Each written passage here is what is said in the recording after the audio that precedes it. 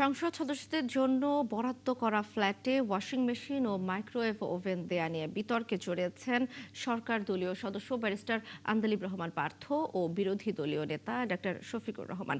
অনির্ধারিত এই বিতর্কে পার্থ এমপিদের ওয়াশিং মেশিন ও মাইক্রোওয়েভ ওভেন চাওয়ার সমালোচনা করেন। যারা এসব চেয়েছেন তাদের ব্যক্তিগত উদ্যোগে দেওয়ার প্রস্তাব করেন তিনি। এর প্রতিক্রিয়ায় বিরোধী দলীয় নেতা বলেন, এমন কিছু বলা উচিত নয় যাতে সদস্যদের সম্মানহানি হয়। পরে স্পিকারের হস্তক্ষেপে বিতর্ক থামে। মিল্টন আনোয়ার জানাচ্ছেন বিস্তারিত।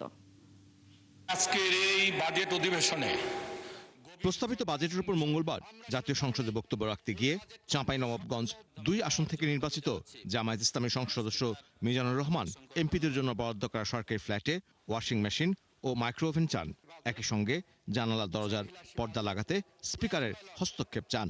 আবাসিক ফ্ল্যাটগুলোতে থাকার জন্য যেটা দেওয়া হয়েছে তার জানালা দরজার পর্দাটি এখনো পর্যন্ত ঝোলানো হয়নি। মাননীয় স্পিকার, আমরা শুনেছিলাম যে আমাদের এই ফ্ল্যাটগুলোতে একটি করে ওয়াশিং মেশিন এবং মাইক্রো ওভেনও দেওয়া হবে।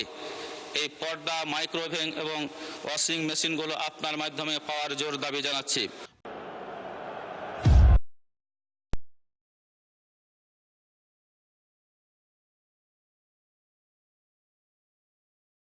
বুধবার অধিবেশনের শুরুতে পয়েন্ট অফ অর্ডারে দাঁড়িয়ে গণমাধ্যমকে উদ্ধৃত করে সরকার দলীয় সদস্য ব্যারিস্টার আন্দালিব রহমান পার্থ বলেন, সংসদে এভাবে নিজেদের ব্যক্তিগত চাওয়া পাওয়ার কথা জানানো অনুচিত।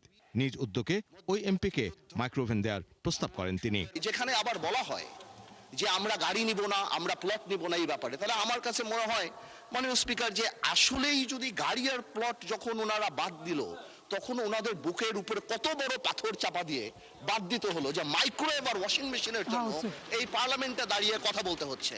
আমি খুব সিরিয়াসলি বলছি, তারপরে যদি আমার ভাই যেহেতু কমেন্ট করেছেন উনি চান আমি ওনাকে এম্বারাস না করে আগামীতে যদি ওনার পর্দার মাইক্রোওয়েভ লাগে আমি আমার তরফ থেকে ওনাকে একটা মাইক্রোওয়েভ দিতে চাই এবং আমি প্রধানমন্ত্রীকে রিকোয়েস্ট করতে চাই যদি ওয়াশিং মেশিন তো উনি দেয় এবং হোম মিনিস্টার থাকলে আমি বলতাম যে উনি পর্দাটা যদি কিনে দিয়ে ওনার সংসারটা আমরা গোছায় দিতে পারতাম।